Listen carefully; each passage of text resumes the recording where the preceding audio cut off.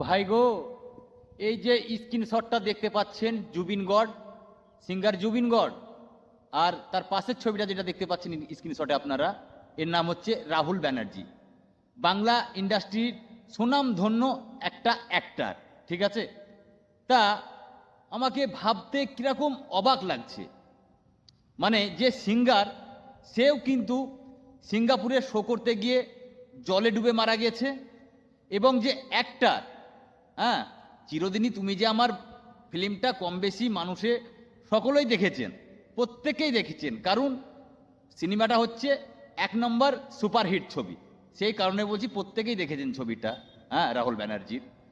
তা আসল কথাতে আসি, মানে সিঙ্গাপুরে সিঙ্গার জুবিন গর্গ গিয়ে জলে ডুবে মারা গেছে, এবং যে একটা যে অভিনয় করেছেন, হ্যাঁ, চিরদিনই তুমি যে আমার সিনেমাতে, হ্যাঁ, সেও অ্যাক্টার হিরো, সেও কিন্তু, হ্যাঁ, কালকে রবিবারের দিন, হ্যাঁ, মানে শুটিং শেষ করে, মানে নৌকাতে জলের মধ্যে ভোলে বাবার জল আনতে গিয়ে, হ্যাঁ, অনেকেই মানা করেছিল নেমো না, তাও কিন্তু শোনেনি, হ্যাঁ, ভোলে বাবার জন্য জল আনতে গিয়ে নৌকা পাল্টি খেয়ে, মানে উল্টে গিয়ে কিন্তু 1.5 ঘন্টা, 1.5 ঘন্টা এই রাহুল ব্যানার্জি, হ্যাঁ, মানে নিখোঁজ ছিল।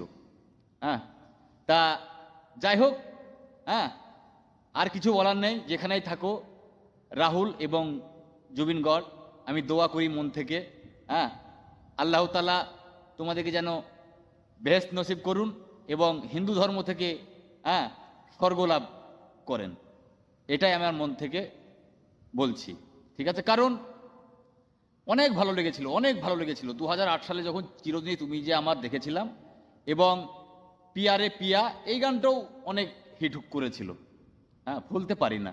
এই সমস্ত মানুষগুলো মানে অল্প বয়সেই চলে যায়, খারাপ লাগে নিজেকে, আমিও একটা মানুষ, কি আল্লাহ ভগবানের পরিহাস, হ্যাঁ, অবাক লাগে, অবাক লাগে, মানে একটা মানুষ, মানে কামের মধ্যে থেকেও এই কামগুলো মানে মানে কি আর বলবো, অসম্পন্ন থেকে যায়, অসম্পন্ন থেকে যায়, অনেক স্মৃতি রেখে যায়, ভুলতে পারা যায় না।